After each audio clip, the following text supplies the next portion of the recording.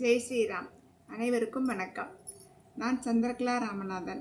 பதிவு எண் 812. 7வது தலைப்பு. தசரதர், ஸ்ரீராமர், லக்ஷ்மணன், பரதன் நால்வரின் பாசம். இதை பற்றி பேசப்போகிறேன். தசரத சக்கரவர்த்தி அயோத்தியை 60,000 ஆண்டுகள் 56 தேசத்து அரசர்களுக்கும் சக்கரவர்த்தியாக இருந்தார்.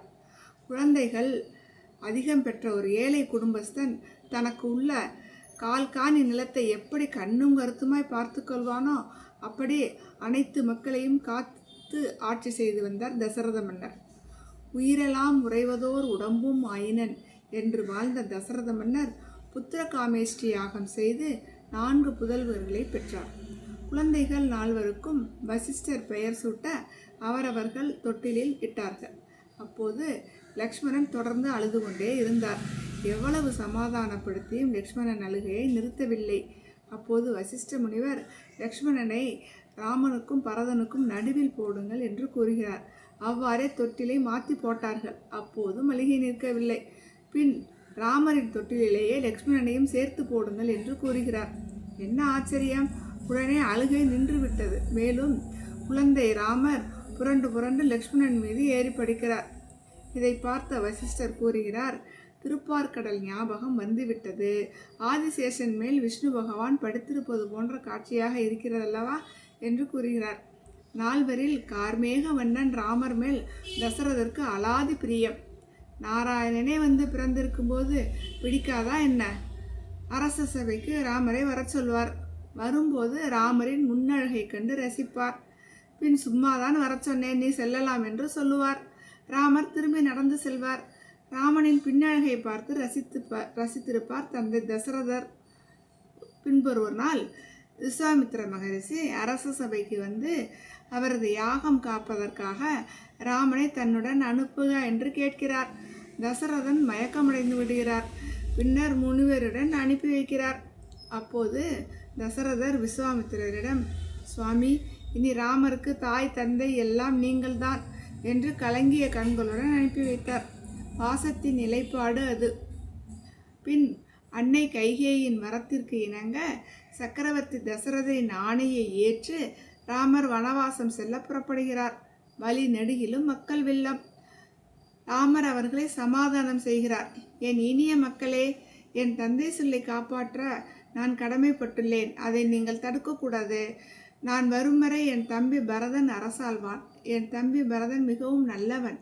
அனைவரும் இதை ஏற்க வேண்டும் என்றார் கருணாமூர்த்தி ராமர். லக்ஷ்மணரை கேட்கவே வேண்டாம்.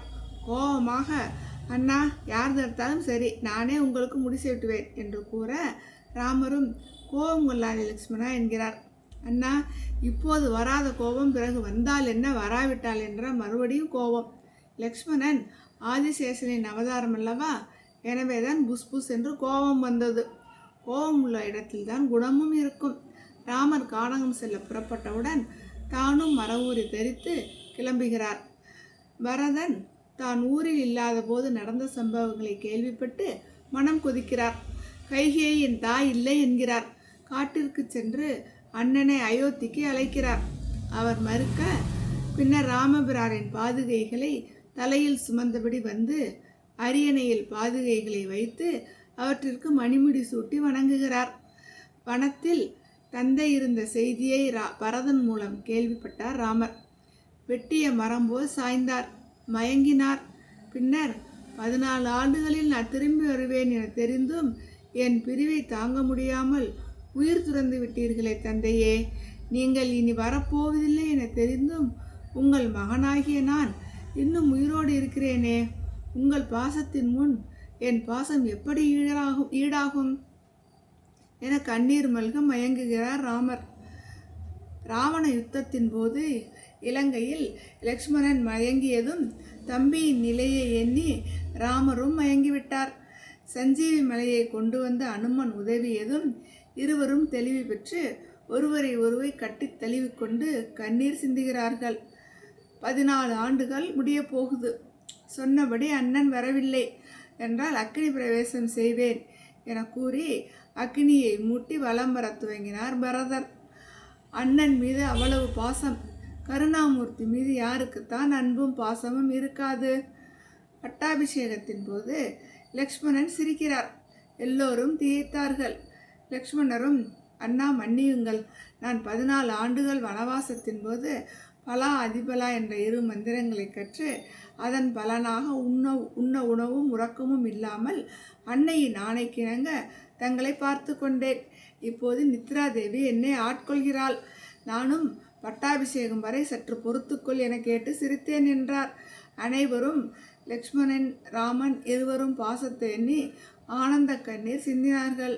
இவர்களின் பாசத்தை வார்த்தைகளில் சொல்லி மாளாது. அனைத்தையும் படித்து உணர்வோம். நன்றி, வணக்கம். ஜெய் ஸ்ரீராம்.